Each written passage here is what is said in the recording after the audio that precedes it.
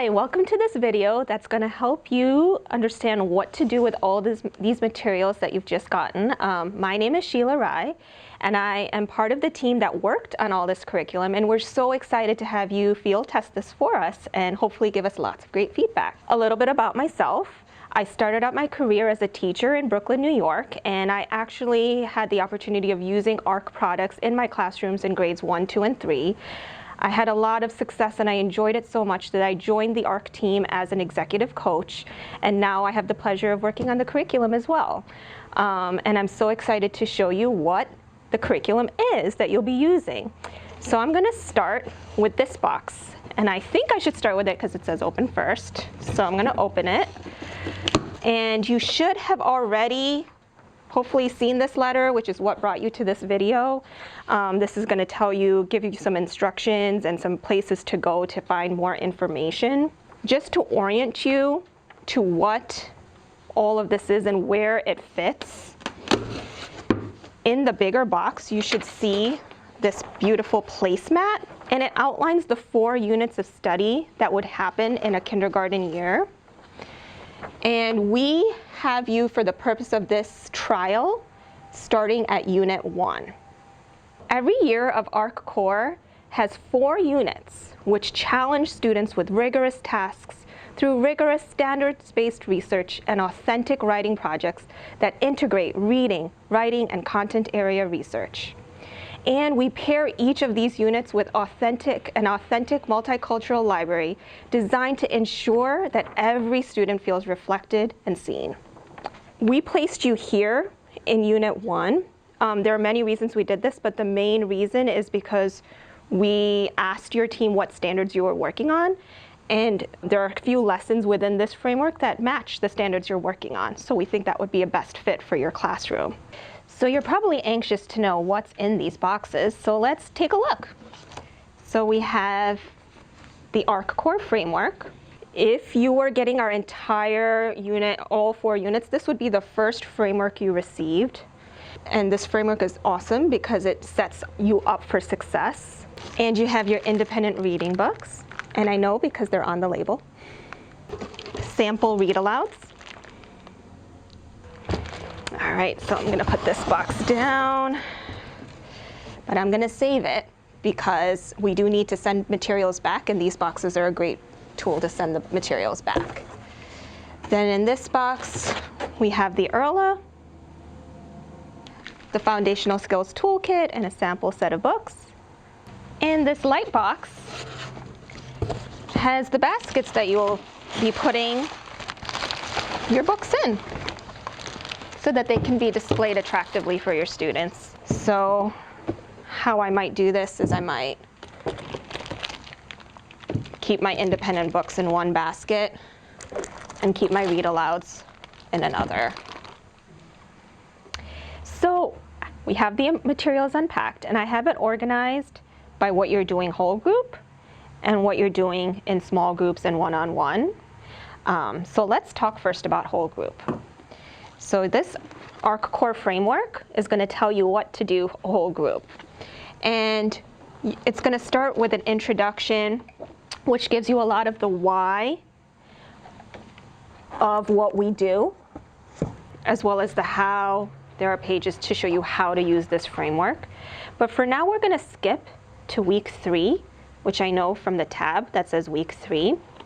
Now remember, this is a framework, so by week 3 they will have done a lot of establishing of routines, and they're launching a 100-book challenge, which you're not going to be worried about right now since you're only doing 3 days. So I'm going to skip those pages and start with week 3's daily framework. And these are the lessons that we would like you to try out. And the reason, if I turn the page, is that these standards, we hope, correlate with what you're working on right now. So it should fit into what you would like your students to be learning. And this is going to be a lot of fun because this is actually an author study. So that brings me back to our read aloud basket, which has several authors that you might decide to use for this trial. We have Grace Lin, Ezra Jack Keats,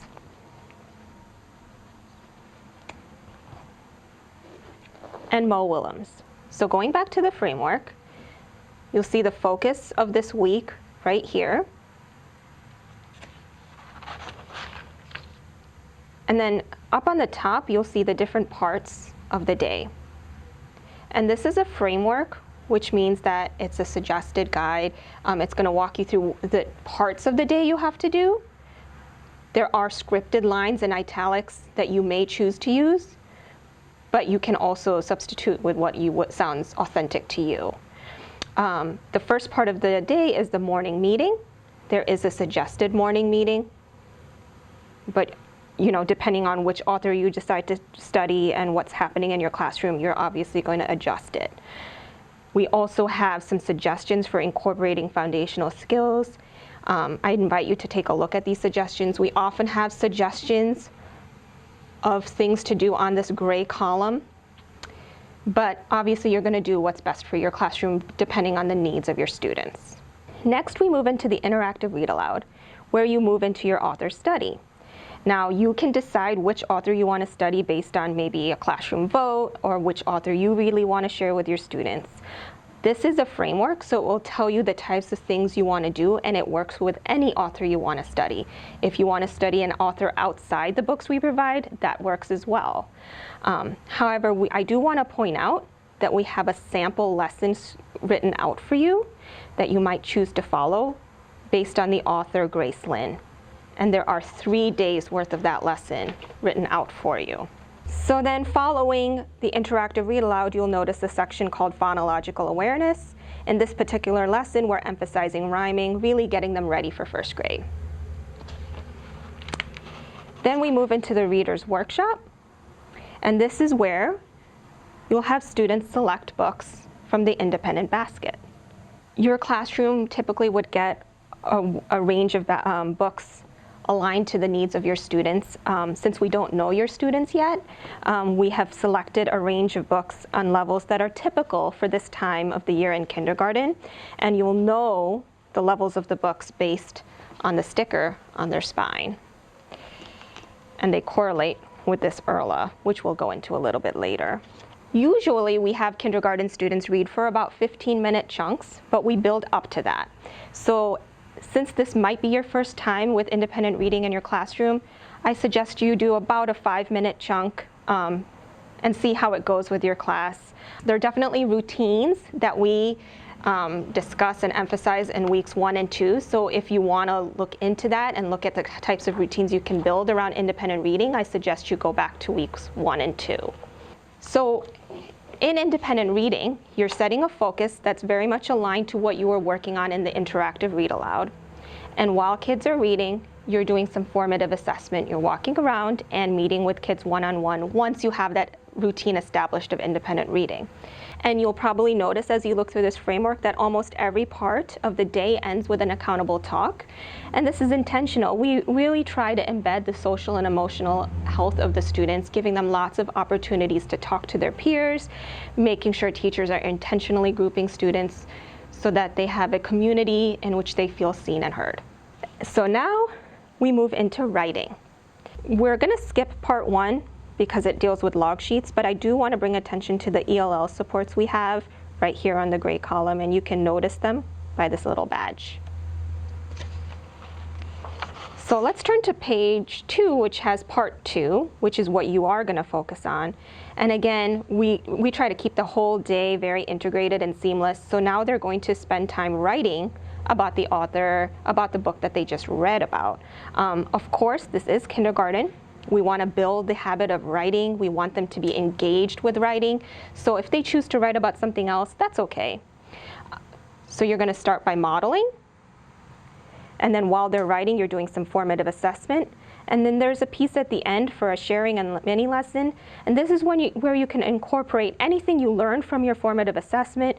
And you might model some of the standards you're working on, such as using capital letters or in kindergarten using finger spaces, whatever you decide to model.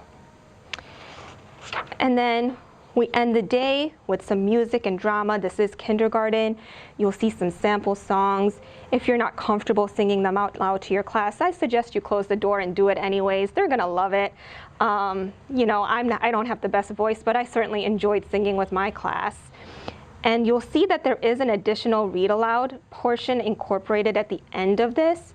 That's because we know that in kindergarten you're building their reading stamina, so we want to chunk that reading into pieces. And so we incorporate some independent reading at the end as well. And we know your students are going to be in love with the books and want to get back to them. So this is a daily framework, so you'll be using the same lesson just with another book from the author that you have chosen to study. So now that you've taken a look at our whole group lessons with grade level text at the center of each lesson, let's take a look at how we personalize learning for every student using our proven intervention systems. So let's first talk about the Foundational Skills Toolkit, which is written for the first grade level. This is probably going to address the question you're probably thinking about right now, which is where does phonics fit into all of this and phonics instruction? Well, although you did see it embedded in certain parts of the day, like the morning message and the writing and the phonemic awareness aspects, we do understand that you're going to have a range of students in your classroom, and you've probably seen that already. You have kids who might be ready for second grade, kids who are still at the beginning of kindergarten level, and all the levels in between. So we suggest that you teach those skills in small groups. So we provided you with one of our toolkits, and we suggest that you start at lesson 1. So just a little bit about this toolkit. All our frameworks, like this one, start with a little bit of how to use the framework, as well as the why, which is really pretty awesome, and I suggest you do look through this when you get a chance. But skipping to zone 1, where we're going to start our first lessons, if you have students who are working on chunking, finding known words within one-syllable words, this would be a great lesson to try out with them.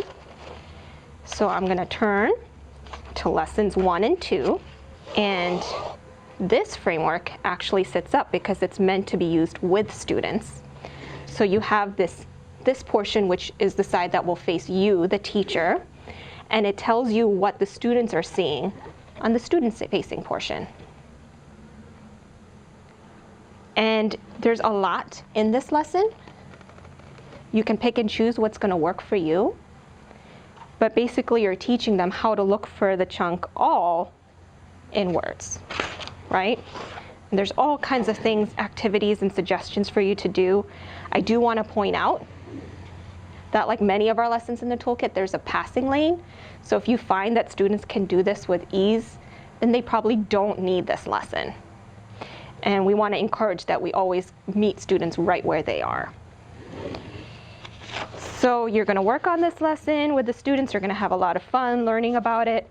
And then once they learn how to use that skill, we go to lesson 2, which then teaches them how to apply that in text, because what use is learning a skill unless they can actually do it in the books they read.